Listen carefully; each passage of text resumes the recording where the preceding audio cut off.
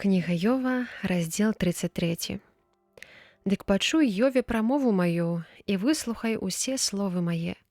Вось я адкрыў вусны свае, і язык мой гаворыць у горле маім.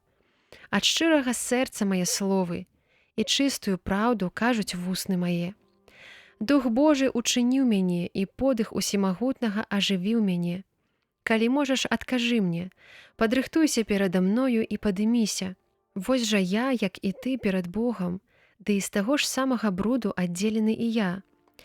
Так што страх, які я наганяю, хай цябе не палохае, і цяжар мой хай не будзе цяжкі для цябе. Тое, што ты сказаў, было ў вушах маіх, і голас слоў тваіх пачуў я.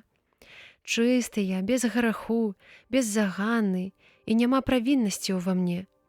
Паколькі ж ён знайшоў падставы для скаргаў на мяне, то лічыць мяне сваім ворагам. Ногі мае закаваў у кайданы, пільнуе ўсе шляхі мае. Вось, ты ў гэтым несправядлівы, адкажу табе, бо Бог большы за чалавека. Чаму ты спрачаешся з ім, што ён не адказвае табе на ўсе словы? Раз кажа Бог, і другі раз таго самага не паўтарае. Праз сон і ў бачанні начным, калі агортвае сон людзей і калі дрэмлюць яны на ложку, тады адкрывае ён вушы людзям і ўкладвае сваё настаўленне, каб адвярнуць чалавека ад таго, што ён чыніць, і вызваліць яго ад пыхлівасці, вырываючы душу яго ад магілы і жыццё яго, каб не трапіў ён у яму смерці. Дакарае яго таксама хваробаю на ложку яго, або болем безупынным у касцях яго. І хлеб агідным становіцца яму ў жыцці яго, і раней прыемная страва душы яго. Цела яго высыхае на вачах, і косці, якіх не было відаць, адкрываюцца. Набліжаецца ён да знішчэння ў магіле, і жыццё яго да сядзібы памерлых. Калі будзе ў яго анёл-звястун адзін з тысячы, каб абвясціць чалавеку справядлівасць, то злітуецца Бог над ім і скажа: вызвалі яго, каб не ішоў ён у магілу, бо я знайшоў тое, у чым яму можа быць літасць.